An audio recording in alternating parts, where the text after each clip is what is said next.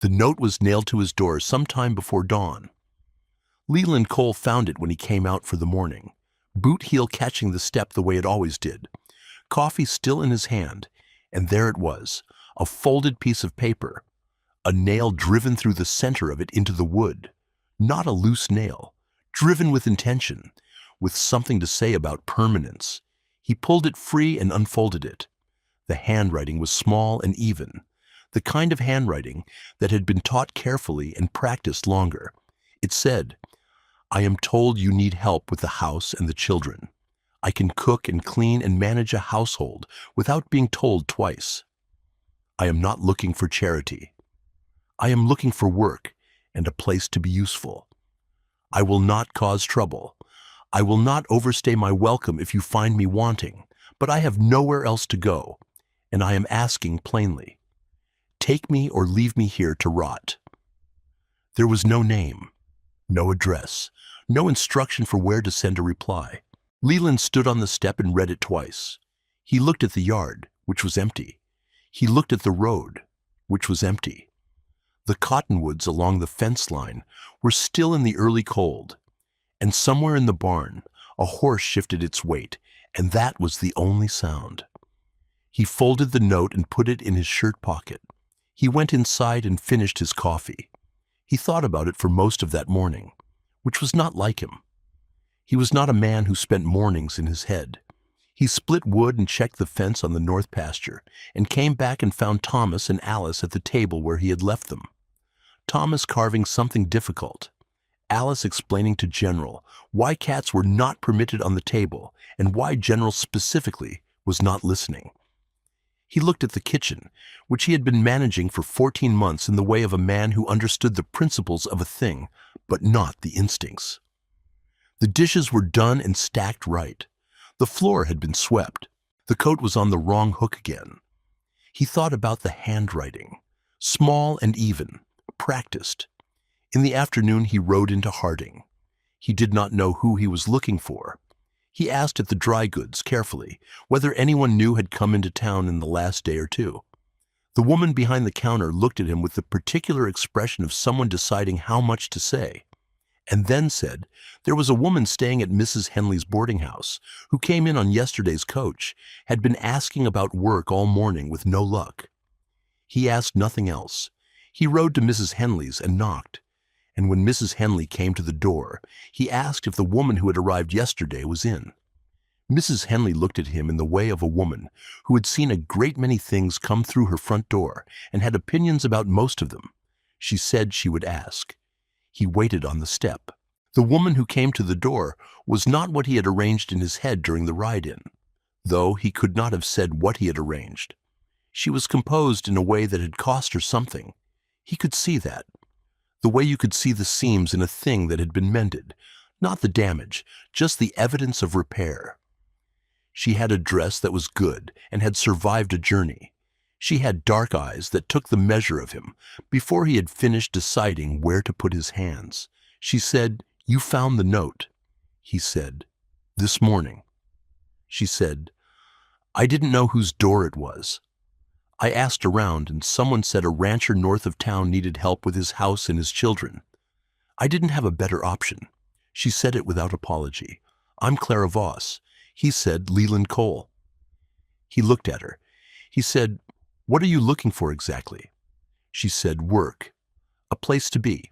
Fair wages. No nonsense on either side." He said, "The children are 9 and 5. The 9-year-old is careful, and the 5-year-old is not." She said, "All right." He said, "The house is in reasonable condition. Some things need attention." She said, "Most things do." He looked at the road for a moment. He said, "What happened? That made you nail a note to a stranger's door before dawn." There was a pause that was not evasive, just deliberate. She said, "There was a man. There was a town I couldn't stay in after him. There was a position here in Harding that was gone by the time I arrived. There were $6 and some decisions to make." He looked at her. She looked back. He said, "Sundays are yours. Everything else is work." She said, "I'll come Monday." He nodded. He went back to his horse. He did not look back at the house, but he heard the door close behind him, measured and quiet, and he thought about the handwriting again, small and even, and rode home. She came on Monday with a trunk. He was in the barn when the livery cart came up the road, and he watched from the barn door as she stepped down and paid the man, and stood for a moment looking at the house, not assessing it, just looking at it, the way you looked at something you were about to ask something of. He came out of the barn. He took the heavy end of the trunk without being asked, and they carried it to the small room off the kitchen, which had a window facing east and a hook on the back of the door, and he set it down, and she looked at the room and then at the hook and said nothing. The children were at the table. Alice said, "I'm Alice. The cat is General. He doesn't like strangers, but he'll probably like you because you smell like Mrs. Henley's soap, which he also likes and no one knows why." Clara looked at her. She said, "I'll tell him I come in peace." Alice considered this seriously. "That might work," she said. Thomas looked at Clara from across the table with the look of someone who has lost one thing, and decided the only reasonable response to anything new was careful distance. He said nothing. She said nothing to him. She looked at the kitchen instead, learning where things were, opening one cabinet and then another, without making it a performance. Leland went back to the barn. She found the flour and the lard and the salt, and she made biscuits because it was morning, and that was what mornings required. And when they came out right, she set them on the table and said nothing about having made them. Alice ate too, and provided a detailed account of this. Thomas ate his in silence. He looked at her once when he believed she was looking at the stove. She was looking at the stove. She stayed on the far side of Thomas's distance that first week and the second. She fixed things without announcing she was going to fix them. The loose step, the curtain rod that had been hanging on one bracket and hoping for the best, the creak in the third floorboard that she found by walking every board slowly, then packed with a thin piece of wood cut exactly to fit. She learned what Thomas would eat, and what he had decided in advance he wouldn't, and she did not argue with the second list. She cooked from the first. She read to Alice in the evenings because Alice asked, and because Alice was 5 and needed to hear words put together with intention. Thomas stayed at the corner of the table and worked on something. A box, she eventually understood, with angles more ambitious than his tools were currently suited for. She watched him for 3 days without appearing to watch him, and on the 4th morning she left a different chisel beside his wood and said nothing about it. He looked at it for a long time. He used it that afternoon. Neither of them mentioned it. Leland Cole came in from work each evening with the look of a man who has been carrying things long enough that he had stopped noticing the weight. He ate with the focused attention of someone who had been forgetting to be hungry and had recently been reminded. He said the food was good, once plainly, and that was all he said on the subject. He asked Clara one evening how Alice was coming with her letters, and Clara said she was coming along quickly, and Leland looked at the table with a look she did not try to name. He had left the coffee on the stove her second morning, and there was a second cup set out beside the pot. She poured it and said nothing. He was gone by the time she came out each morning, out to the barn or the fences or the north pasture. And she ran the house in the space his absence made, and in the evenings he returned to it and sat in it without appearing to need it explained to him. There was something on the shelf above the stove, a small ceramic pitcher, blue and white, with a hairline crack along the base. It held nothing. It had been placed there with intention, by someone who knew where things went and was not there anymore to say so. Clara did not move it. She dusted it on Thursdays. She had been there nearly a month before she told him about Garrett Finch. She told him on an evening when the children were upstairs and the kitchen was quiet, and she had decided it was information he should have from her rather than from the town, which was where it was going to come from eventually. She told him plainly. There had been an engagement. There had been a discovery, not dramatic, just factual, that the man's account of himself did not match the available record. She had returned the ring. She had said very little when she did. Garrett Finch had said a great deal, publicly, and then in letters he had not been careful about, and then in a version of events he had carried to 2 towns before she left the first. He had arrived in Harding 6 weeks before she had. That had not been a coincidence. She said this all while looking at her coffee, and when she was done, she looked up. Leland said, "He's here now, in town." She said, "I know." He said, "What is he saying?" She said, "What he always says, that I'm a woman of uncertain character who latches onto men of standing." Leland looked at his hands on the table. He said, "You know that's not true." She said, "I know what's true." He nodded. He looked at the window. He said, "You should have told me earlier." She said, "I'm telling you now." He said, "All right." He stood and took his cup to the wash basin and stood there a moment with his back to the room. He said, "He won't find much welcome here." She said nothing. She took her cup to the basin and stood beside him and washed it and put it away, and he stepped back and let her, and neither of them made anything of it. November came with frost on the windows before breakfast, and the cottonwoods gone bare, and General sleeping on top of the stove in a way that was technically not permitted and was not being enforced by anyone. Thomas had finished the box. He set it on the table one evening without introduction, and it was square and solid with a fitted lid and a latch of his own devising. Clara looked at it. She said it was good work. He looked at the table. He said it wasn't level. She said, "How much?" He said, "1/8 of an inch." She looked at him for a moment. She said, "Keep it." Most things worth keeping aren't perfectly level. He did not respond, but he carried the box upstairs, and in the morning it was on his shelf. The 5th day of December, Alice sat down across from Clara while she was peeling potatoes and announced that Thomas thought Clara was all right. Clara said, "Did he say so?" Alice said, "Not out loud." "What did he say?" Alice appeared to be translating carefully. "He said the biscuits weren't bad." Clara set a peel in the bowl. "High praise." Thomas, who was in the next room and had been aware of the entire conversation, made a sound that was not quite a reaction and went on carving. Alice looked at the wall, then at Clara, then at her hands. She said very seriously, "Is that funny?" "Probably," Clara said. "Don't mention it to him. Leland was at the table for that." He looked at his coffee and then at the window and then at nothing at all, and something moved across his face that he did not look at anyone to show. Garrett Finch had been busy in November. He had said his piece at the feed store and at the hotel, and once on the steps of the church in a voice designed for carrying.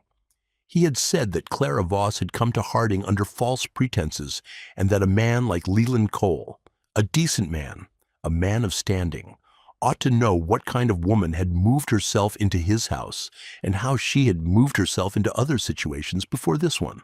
The town listened. The town always listened. Some agreed with Finch or performed agreement, which amounts to the same thing in a small town. Some did not. Most of them were waiting, which was what towns did best. They waited and they watched, and they stored what they saw for later use. Clara felt it when she walked to the dry goods. Not hostility, not quite. More like suspension, a held breath. People who had spoken to her in October now found reasons to be looking elsewhere, and people who had never spoken to her felt newly authorized not to start. The seamstress with the sharp eyes still gave her work on Tuesdays, and Mrs. Henley still asked after the children when Clara came through town. And that was enough. It did not need to be more than that. She went to church on Sundays and sat near the back and spoke to people who spoke to her. She helped Alice with her letters in the evenings. She watched Thomas's shelf acquire a second box, then a third, each one more level than the last. She cooked and repaired and managed the house and did not explain herself to anyone. She had decided before she came to Harding that she was not going to let Garrett Finch's wounded pride determine her geography. She had come for the position, which was gone, and she had stayed because the ground here was beginning to hold, and she was not going to leave it because a man with papers in his hand pitched his voice to carry. She had been through one version of this already. She knew how it went. It went on until it didn't. And what outlasted it was not argument or defense, but simply the plain record of a person showing up and doing what they said they would do, day after day, until the town ran out of reasons to keep waiting. December went on.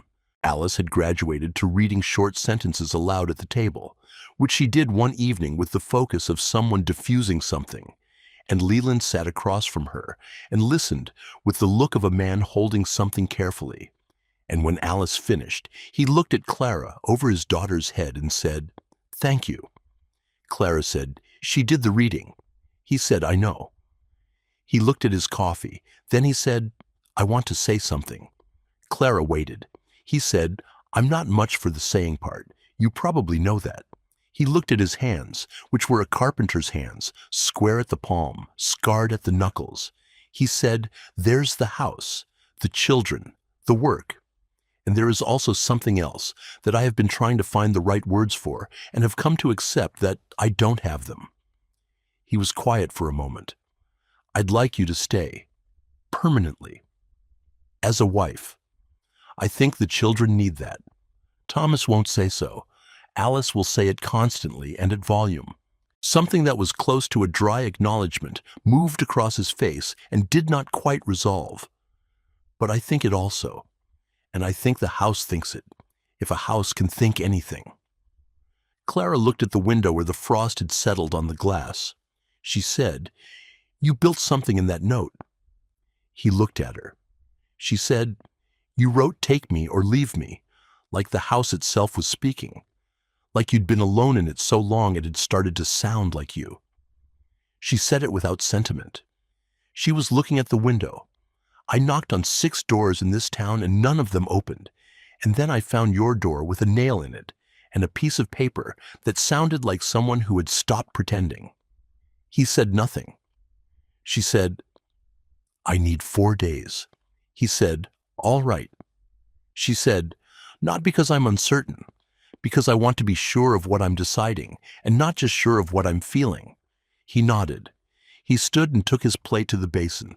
He said, without turning around, "For what it's worth, I wrote that note 6 times. The first 5 were practical. The 6th one, I just wrote what was true." She looked at his back. He went to hang his coat on the right hook and went upstairs. She sat at the table a while longer. The fire had burned down to coals. The general came off the stove and walked across the table and sat beside her coffee cup in a way that was not permitted and was not being addressed. She looked at the shelf above the stove. The pitcher stood where it always stood, blue and white in the low firelight, the crack along its base like a thin line drawn by someone who knew what breaking looked like and had kept the thing anyway. She thought about the first 5 drafts she would never see, the proper sentences in clear terms and everything in order. She thought about a man sitting at this same table after the children were in bed, in a house that had been quiet for 14 months, writing the practical version, and then the next practical version, and then something that was neither practical nor careful, but simply true, and then nailing it to his own door in the dark before he could think better of it. She thought about him riding into town the next morning and standing at the end of the street and looking at the boarding house door. And she thought about what it cost a man like that to leave the note up and ride back home anyway. She thought for 4 days. She did not make a list. She looked at the house and the shelf and the boxes on Thomas's shelf, and Alice bent over her letters with her tongue at the corner of her mouth and the second coffee cup that appeared every morning on the left side of the pot, without comment or expectation. And she thought about ground, about what it felt like when it held, and what it felt like when it didn't, and how you knew the difference before it was too late to matter. She told him on the 4th evening, after supper, while Alice was upstairs, and Thomas sat at the table with a 4th box, this one with a small interior compartment he had not yet shown anyone. She said, "Yes." He looked at her.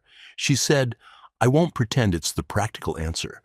The practical answer would be to find another position in another town and start fresh with less history behind me.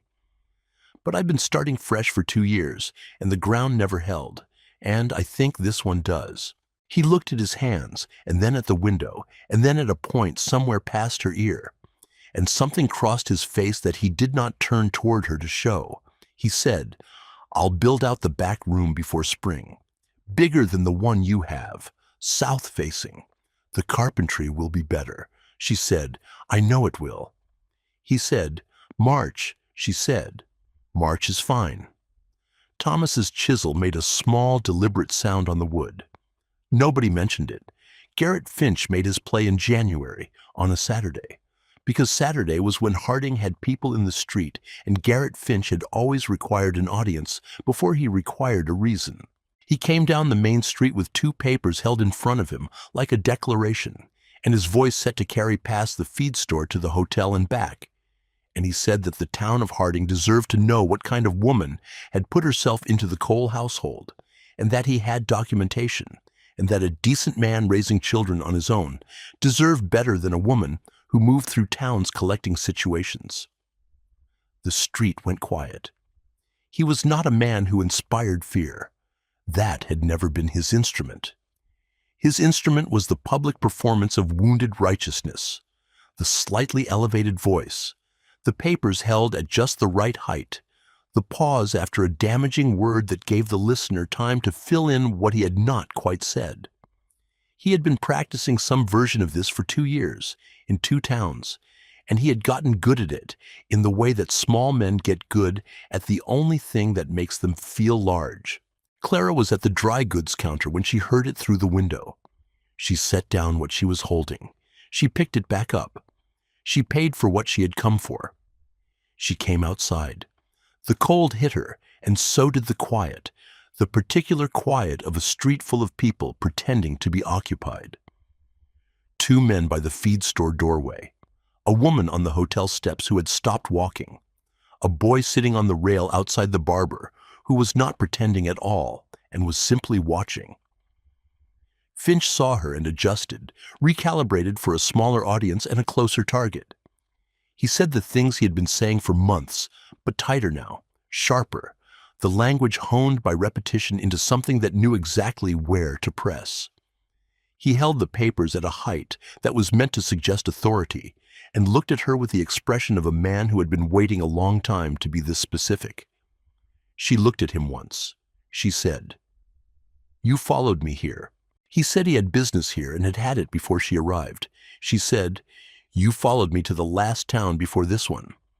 He kept going. He was not a man who stopped once he had started, which was one of the things she had learned about him. She had decided before she came outside that she was not going to argue with him in the street, not because she couldn't, because the town had been watching her for 3 months, and it had already formed its opinion from what she had done, not from what she said, and she was not going to let Garrett Finch reframe the terms. She stood where she was and looked at him with the patience of a woman who has outlasted this particular kind of noise before and knows how long it tends to go on. She heard the horse from the north end of the street. Leland came from the livery direction, which meant he had been in town already or had ridden in when someone sent word, and she did not know which, and it did not matter. He tied the horse at the rail without hurrying and crossed the street and stood beside her. Just stood there, the way you stood beside something that was yours. He looked at Garrett Finch. He said, "She told me." Finch said he doubted that. Leland said, "About Ohio, about the engagement, about what she found, and what she said when she returned the ring, and what you said after." He said it without looking at Clara. "I don't have a competing version. I have the one she gave me, and I believe it. And what you've got in those papers is your account of a thing you didn't handle with any particular credit to yourself." Finch went red. Leland said, "We'll be married in the spring. You're welcome to stay for it, or you're welcome to leave before it. But I'd like you to lower your voice. There are children in this town." Garrett Finch stood with his papers in the January cold and looked at the street and at the men standing in the feed store doorway and at the woman on the hotel step who had stopped to watch and was not pretending otherwise. He said something at low volume that had the shape of a final word without the force of one. He left. The street held its quiet for a moment and then let it go. A man came out of the feed store and went on his way. The woman on the hotel step went inside. Mrs. Henley, who had been standing at the corner long enough to have heard everything, adjusted her bag and walked on without looking at either of them. Leland looked at Clara. She said, "I was handling it." He said, "I know." She said, "You didn't need to come." He looked at the end of the street where Finch had gone. He said, "I had a wood order to collect." She looked at him. Something moved across her face and didn't quite become a smile. She said, "There's no mill open on Saturday." He said nothing. He looked at the street. He said, "I'll see you at supper," and collected a paper order that had possibly existed and possibly had not, and rode back north. Clara stood on the walk for a moment. She picked up her package and walked toward the livery to arrange a ride home, and she did not look at the street behind her, because she did not need to. The town had watched them standing together.